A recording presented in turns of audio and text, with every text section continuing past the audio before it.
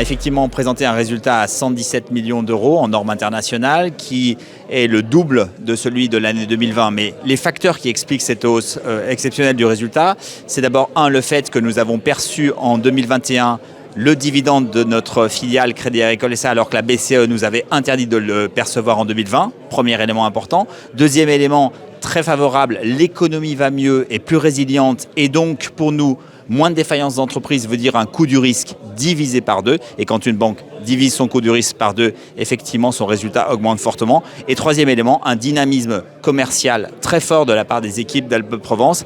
Et ces trois phénomènes doublent le résultat. Mais j'allais dire, la baisse du coût du risque est vraiment le facteur le plus impactant.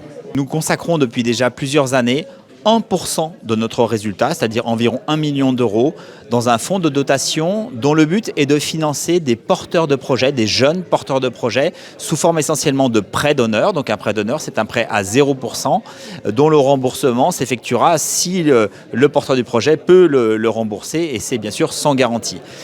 On a accompagné beaucoup de jeunes avec ces prêts d'honneur en 2021, mais peut-être un succès emblématique est celui de Amel Kemissi, qui a fondé Osmosis et que nous avons accompagné en prêt d'honneur via l'association Les Déterminés de Moussa Camara. Je crois qu'elle en parlerait mieux que moi. Amel, c'est une entreprise qui permet d'organiser finalement les locaux vides commerciaux en meublé pour les touristes, et donc elle fait du logement de courte durée. Donc elle a vu deux problématiques: un, le mal logement en France, et deux, la vacuité des locaux commerciaux post-Covid. Elle s'est dit, si je réunissais ces deux problèmes pour en faire une solution, et c'est Osmosis.